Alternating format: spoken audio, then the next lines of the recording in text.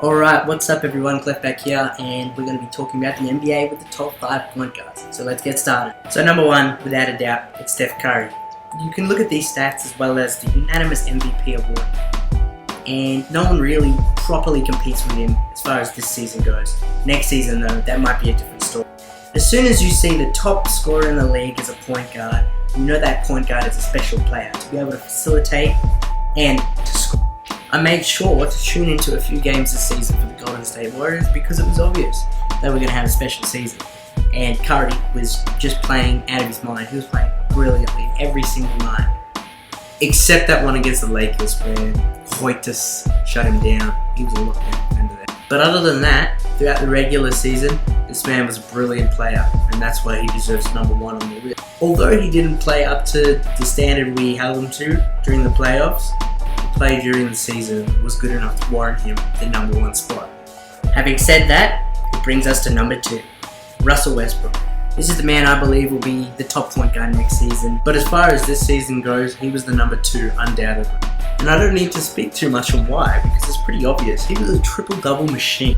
Although again, like Curry, not the traditional point guard, he's someone you definitely have in the team any day of the week.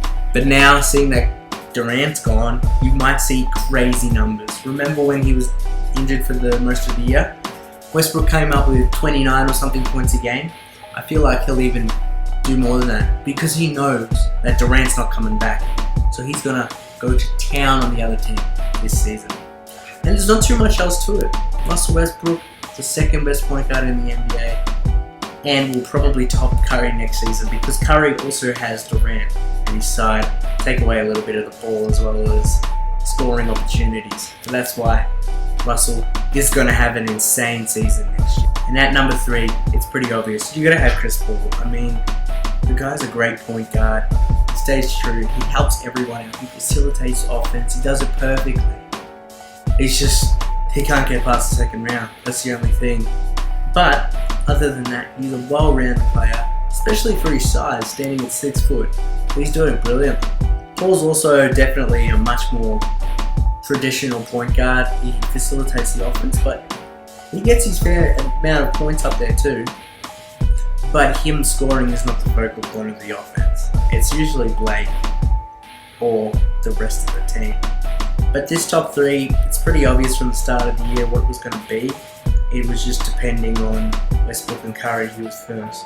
CP3, he's third. Yeah. And that brings us to number 4, where things get real difficult. So now, at number 4, we got Damian Lillard. So this is it was kind of a toss-up between 3 people. It's either Damian Lillard, John Wall, or Kyrie. And I'll take Damian because of his offensive ability. You don't take him for his defense. He can hold his own one-on-one defense, but I would say he is a horrible team defender. He doesn't rotate, that kind of stuff, and Stotts has to build around it. But he did a brilliant job this season, involving McCollum and Crabbe with the perimeter defending. If you watch their games, he's drawn up some nice plans, but if Stotts leaves, I reckon Lillard will get exposed pretty badly. But going back to the positives, he's a great passer as well as a shooter. He does have hot nights and cold ones, but genuinely, he's a consistent player. And that's why I have him at my number 4. He also carried an expected lottery team to the playoffs, the 6th seed actually, so that's good too. Alright, so my 5th and final point guard is Kyrie. Now, looking at these stats, you wouldn't think they're too impressive, but stats aren't everything.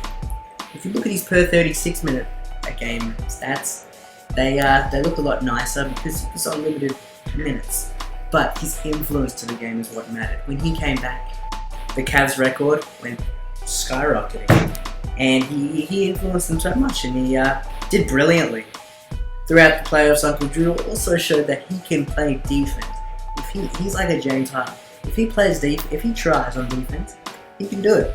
He's a genuinely good defender. And, well, you can say Curry choked, but Curry also did a good job blocking him up.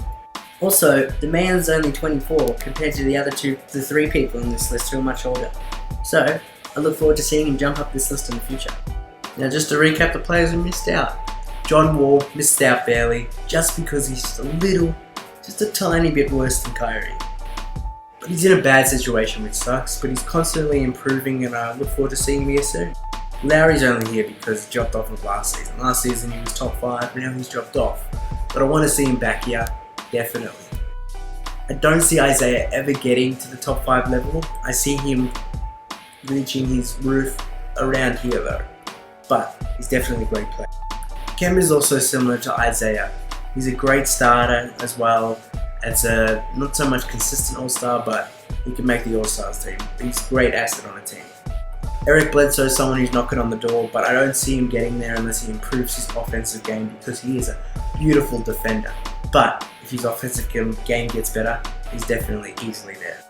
This is probably the saddest one of them all, D Rose. Everyone wants to see him there. There's no one who doesn't want this guy to just succeed. The MVP from 2011, everyone wants to see this guy get better. He showed some flashes after All-Star break. Hopefully New York can do it for him.